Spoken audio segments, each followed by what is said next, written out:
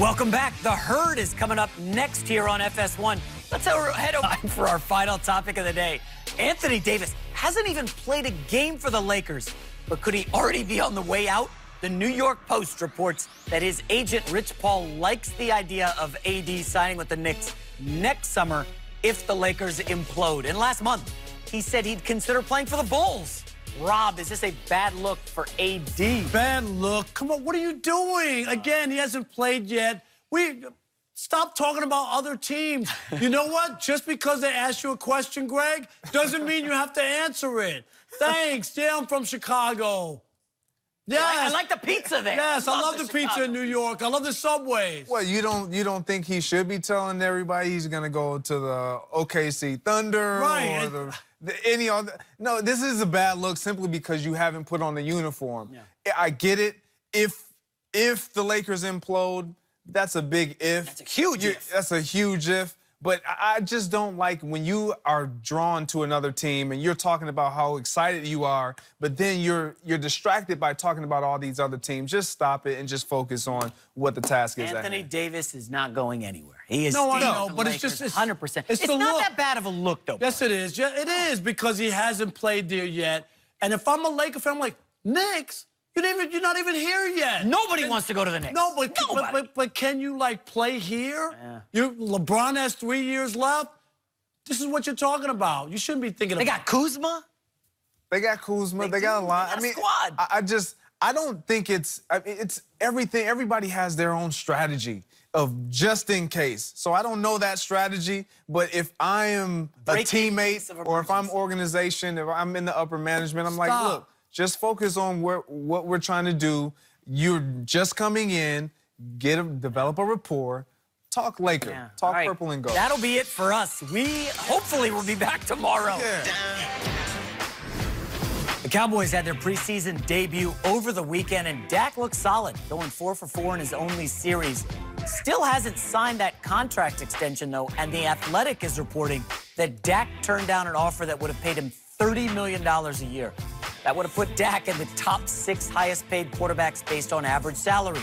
He's currently set to make just over $2 million this season. Jeff, is it crazy if Dak actually turned down this deal? If he turns it down.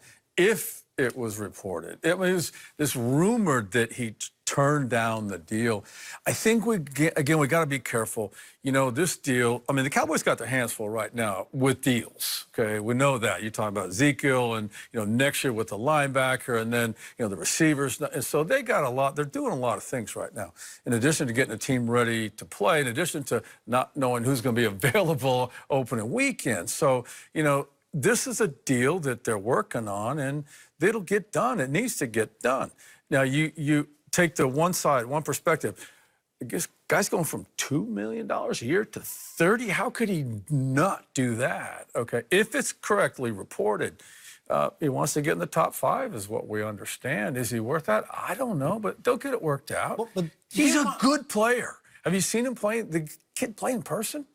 He's impressive. But the only thing, Jeff, is if he is that franchise quarterback, they would have made a deal with him if they really believed that. I still think the jury's out, even in Dallas, where they've had success. They've won 2 of the last 3 NFC East titles. But I don't believe it because everybody in this league wants a franchise quarterback. You have to have one to give yourself a chance to win. So if he was all that, I think they would have done it. And the reason that they haven't, even though I'm not sure about that number, because I'm with you. If I'm Dak Prescott, I'm all over it. I would cut my finger in the room and put an X on the paper. I'd do whatever I can if there was no pen around. Jeff, you called him good. Are you giving $30 million to a good quarterback or a great quarterback? I don't. You have to get past the amount. You have to get past the figure. The figure changes every year. Every year we go, oh my gosh, right? Every year, every position, like, wow. So get past that and let's get back to timing, okay? This is about Cowboy time. There's no, in that environment, in the Cowboy franchise and organization, there's NFL time, there's whatever time we all go by, and then there's Dallas Cowboy time, okay? They're going to do it on their time, in where their timing is and their sense of urgency. They'll get it done. They're better off getting it done now than they are waiting to see what he does this season. Yes. Because it'll be a problem.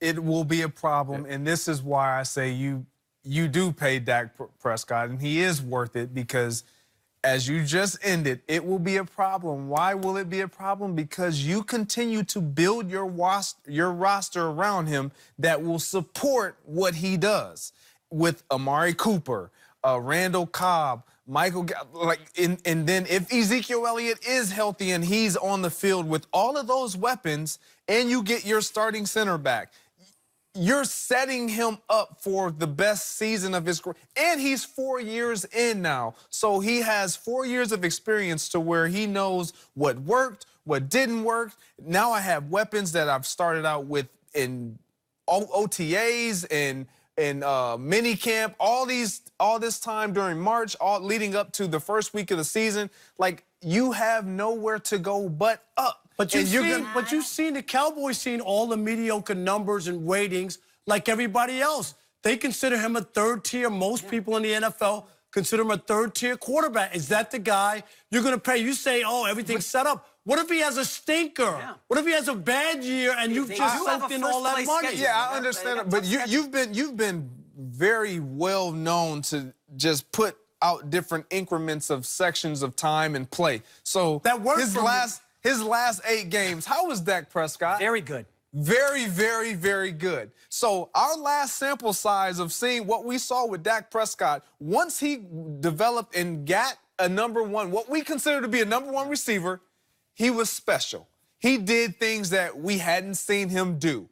And that's what we're looking at now, and that's what he's in hopes of, is look, now I have an actual receiving core and a Jason Witten that may not provide production, but he's there as a sounding board to make sure everything stays together. I think Dak Prescott is worth it, and he's going to have a great year. Let's also throw this into it. What about the running back? Okay, so what were you guys had the stats?